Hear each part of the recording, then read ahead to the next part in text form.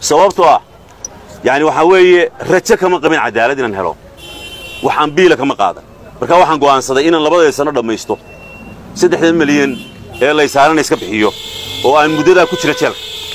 Cabdimaalik Muuse Coldoon oo muddo ku xirnaa magaalada Hargeysa ee Somaliland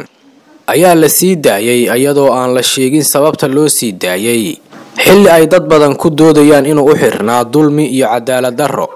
Cabdimaalik oo isqoonsadeen madaxweynaha Somaliland Muuse Biixi Cabdi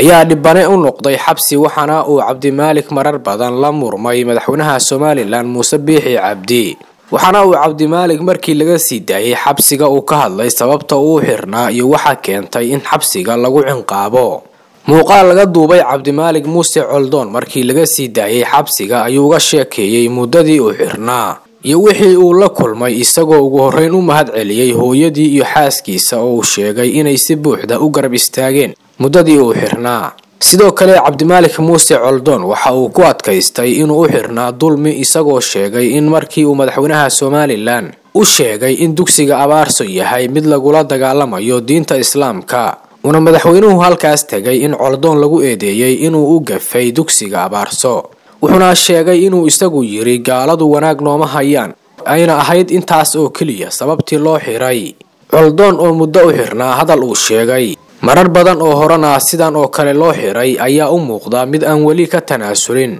fikirkiisa wuxuuna ka sii qaaday xabsiga carcar hor leh iyo inuu ku sii dhiirado sababihii uu u xirnaa Somaliland ilaa iyo hadda ma aysan sheegin dambiga uu galay Coldoon ee uu xirnaa iyadoo ay maxkamadaha Somaliland sheegeen inuusan Coldoon lahayn wax dambiya waa kan muuqaalka Coldoon markii uu ka soo baxay xabsiga waxaan kaloo keenay in la yiraahdo Kubar Anderson Kubar oo ku caana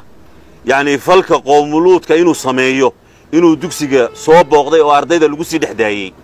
oo ardayda lagu soo dhaweeyay munaasabadinta loo qabtay ardaydii muxuu ahay la dhex dhigay oo uu khudbadeeyay oo uu taariikhdooda uga sheekeeyay oo aan idhi tusaalaha saas may wanaagsaneyn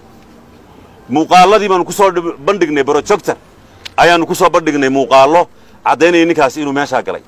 oo ay ahayd inaanu galin waxaanu soo bandhignay oo aanu cadeymaha maxkamadda keenay gabadh gudoomiye ka jaamacadda Barwaaqo oo leeyahay Joy Ciisa gabadhaasi waxaanu keenay Twitter baanu keenay qoraal ay qortay kaniisadii soo dirtay ay qortay oo ay leedahay waxaanu u ducaynaynaa Joy Ciisa oo Somaliland u tagtay hawlo diimeed baanu keenay ikastoo kaniisadii markii dambe ka saarto ay tiri arrimo yani nuguma shuqul laha gabadhani oo si khaldan buu qoraalku nooga baxay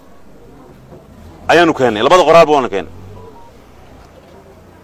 waxaanu kala maxkamadda keenay gabadh leeyahay Christina Bowden oo ka dhigta jaamacadda Barwaaqo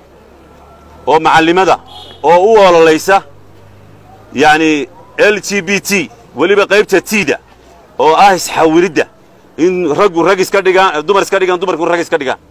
sawiradeedii iyadoo muxuu calankii muxuu hayay dadka LGBTQ+ iyadoo ku xardhan baanu soo bandhignay maadaama annaka nalaadeenay annakuna waxaan idhi baltaana eegade ayaanu nidhi maxkamadaanu arrimahan idin kala hadlay wax weeye waa waxaanu maxkamadda muxuu hayay aanu geynay Coldoon ayaa wali ku fara adaygaya fikirkiisa wuxuuna u muuqdaa mid go'aan adag oo aan si fudud uga tanaasuli doonin fikirkiisa lamana oga sida ay xukuumadda Somaliland u maaray doonto Cabdimaalik Muuse Coldoon